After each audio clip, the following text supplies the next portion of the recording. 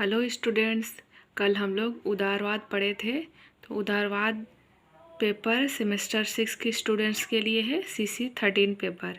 तो कल हम लोग उसका 6 पॉइंट्स तक देख लिए थे। तो आगे आज हम लोग कंटिन्यू करते हैं 7 पॉइंट। धर्मनिरपेक्ष राज्य का आदर्श। उदारवाद धर्मनिरपेक्ष राज्य के आदर्श में विश्वास करता है, जिसके अनुसार राज्य का कोई धर्म नहीं होगा। राज्य के द्वारा अपने सभी नागरिकों को पूर्ण धार्मिक स्वतंत्रता दी जानी चाहिए और धर्म के आधार पर अपने नागरिकों में किसी प्रकार का पक्षपात नहीं किया जाना चाहिए। नेक्स्ट पॉइंट है 8 पॉइंट। शासकीय स्वेच्छाचारिता का विरोध और कानून की प्रधानता का प्रतिपादन। उदारवाद अपने स्वभाव से ही शासकीय स्वेच्छाचारिता का विरोध करता है और इस बात पर बल देता है कि शासन में व्यक्ति की नहीं बल्कि कानून की प्रधानता होनी चाहिए। तो शासक वर्ग भी इन कानूनों को मानने के लिए उतना ही सीमा तक बाध्य होना चाहिए जितनी सीमा तक शासित वर्ग। यदि शासक वर्ग मनमानी करता है तो जनता के हितों का ध्यान नहीं रखता है, तो ऐसी स्थिति में जनता को अत्याचारी शासन के विरुद्ध विद्रोह का अधिकार प्राप्त है। लेकिन इसके साथ ही उदारवाद की धारणा यह है कि परिवर्तन हेतु शांतिपूर्ण और वैधानिक उपाय ही अपनाने जाने चाहिए।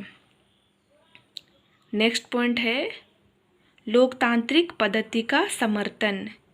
लोकतांत्रिक पद्धति का समर्थन उदारवाद का सबसे अधिक महत्वपूर्ण विचार है। तो उदारवाद की उत्पत्ति ही स्वेच्छाचारी शासन के विरुद्ध प्रतिक्रिया के रूप में हुआ है। तो उदारवादी विचारधारा के अनुसार सभी मनुष्य स्वतंत्र उत्पन्न होता है, इसलिए किसी को भी दूसरे पर उनकी सहमति के बिना शासन करने का अधिकार नहीं होना चाहिए। नेक्स्ट पॉइंट है अंतर्राष्ट्रीय और विश्व शांति में विश्वास। उदारवाद अंतर्राष्ट्रीय क्षेत्र में राज्य की निरंकुशता को स्वीकार नहीं करता है और विश्व शांति व विश्व बंधुत्व के आदर्श का प्रतिपादन करता है। तो उदारवाद के अनुसार प्रत्येक राज्य की समय समय मतलब धीरे धीरे शांतिपूर्वक प्रगति करनी चाहिए और उसे अन्य राष्ट्रों की वैसे ही प्रगति में सहायता देनी चाहिए। नेक्स्ट है उदारवाद के प्रभाव और महत्व। यद्यपि उदारवाद की आलोचना की गई है, लेकिन यह एक तथ्य है कि 19वीं सदी में यूरोप और अमेरिका में उदारवादी दर्शन सबसे अधिक प्रभावशाली था और दर्शन में राष्ट्रों के इतिहास को महत्वपूर्ण रूप से प्रभावित किया। उदारवादी विचारधारा के कारण विश्व के विभिन्न देश एक दूसरे के समीप आए और एक विश्व बाजार का निर्माण हुआ।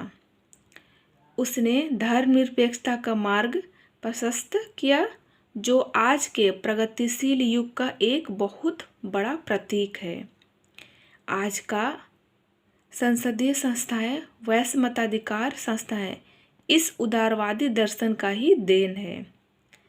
इसके अतिरिक्त उदारवाद को लोकतंत्र, राष्ट्र स्वाधीनता और आर्थिक प्रगति का दर्शन कहा जा सकता है।